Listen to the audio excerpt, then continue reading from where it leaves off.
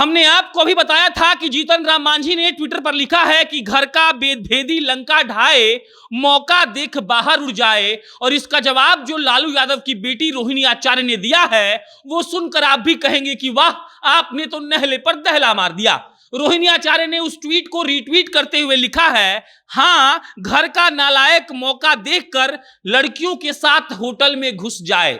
अब आप सोचिए कि रोहिणी आचार्य ने किस तरीके से जीतन राम मांझी को जवाब दिया है। जीतन राम मांझी तेजस्वी यादव पर तंज कस रहे थे कि वो लंदन में हैं और उन्हीं के चलते रेड मारा गया, तो लालू प्रसाद यादव की बेटी रोहिणी आचार्य ट्विटर पर लिखती हैं कि हाँ, घर का नालायक बेटा मौका देखकर होटल में लड़की को लेकर घुस जाता है।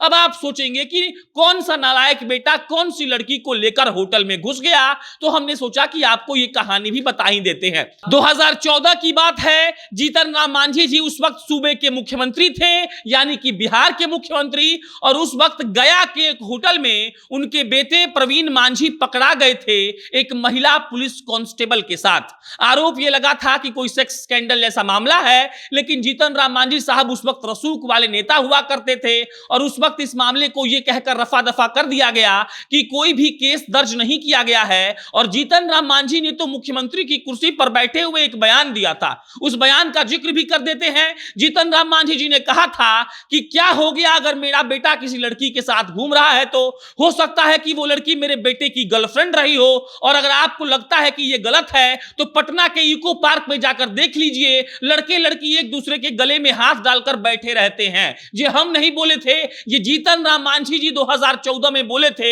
अपने बेटे प्रवीण मांझी को बचाने के लिए। और आज जब जीतन राम मांझी अपने ट्विटर पर ट्वीट करते हैं कि घर का भेदी लंका ढाए, मौका देख बाहर उड़ जाए, तो उसके बाद लालू प्रसाद यादव की बेटी अपने भाई के बचाव में उतरते हुए लिखती है कि हां, घर का नालायक बेटा मौका देखकर लड़की को लेकर होटल में घुस जाए। और इसके अलावा अभी तक रोहिणी आचार्य कम से कम 25 ट्वीट कर चुकी हैं, जिसके मुताबिक वो ये बताना चाहती हैं कि लालू प्रसाद यादव को कैसे बर्बाद करने की कोशिश की जा रही है।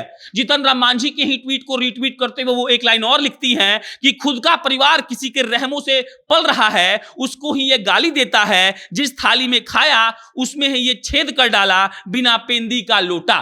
मतलब कि आप साफ समझ सकते हैं कि रोहिणी आचार्य जीतन राम मांझी के इस बयान से बेहद ही नाराज हैं और वो कह रही हैं कि वो घर का भेदी जो लिखे हैं जीतन राम मांझी जी, उनको ऐसा नहीं लिखना चाहिए। और उनके बेटे पर कटाक्ष करते हुए रोहिणी आचार्य ने लिखा है कि आपका बेटा किसी लड़की को लेकर होटल में घुस जाता है और आप मेरे भाई के बारे में लिख रहे हैं। उसके बाद रोहिणी आचार्य जी लिखती हैं ट्विटर पर कि किसी के रहमतों पर पलने वाला परिवार आखिर क्यों किसी दूसरे के बारे में बोल रहा है। और उसके बाद वो कहती हैं कि बिना पेंदी का लोटा है जीतन राम मांझी। लगातार रोहिणी आचार्य ट्वीट पर ट्वीट किए जा रही हैं अपने पिता, अपने भाई और अपने परिवार के समर्थन में, और ये कह रही हैं कि भाजपा वाले जानबूझकर उनके पिता लालू प्रसाद यादव को परेशान कर रहे हैं। और उसके बाद एक सबसे बड़ी खबर यह भी है कि नीतीश कुमार को लेकर जो ये कहा जा रहा है कि उनसे नजदीकियां बढ़ रही थी तेजस्वी यादव की, इसीलिए रेड मारा गया, तो उस पर भी रोहिणी आचार्य एक ट्वीट करती हैं और लिखती हैं कि ये रेड पलटू को पलटी मारने से रोकने के लिए किया जा रहा है। हम इस बात को दोहरा रहे हैं। रोहिणी आचार्य ने अपने ट्विटर पर एक पत्रकार का ट्वीट रीट्वीट करते हुए लिखा है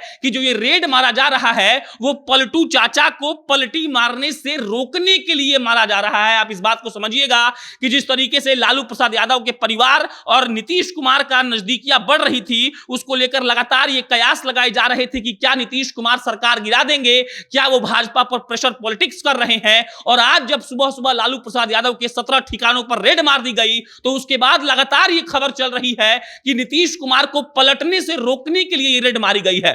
और उसके बाद जीतन राम मांझी का जो सबसे बड़ा आरोप लगा था कि वो कह रहे थे कि तेजस्वी यादव के चलते ये सब हो रहा है, उस पर रोहिणी आचार्य कह रही हैं कि जिसका बेटा किसी लड़की को मौका देखकर होटल में लेकर घुस जाता है वो इस बात पर टिप्पणी ना करे। और उसके बाद रोहिणी आचार्य लिखती हैं कि जो आदमी दूसरों के रहमतों पर पल रहा है वो अपने ही जिस थाली में खाया है उसमें छेद कर रहा है और वो बिना पेंदी का लोटा है। और इसके अलावा रोहिणी आचार्य ने कम से कम 25 से 30 ट्वीट किए हैं जिसमें उन्होंने बताया है कि लालू प्रसाद यादव ने रेल मंत्री रहते हुए कितना बेहतरीन काम किया है।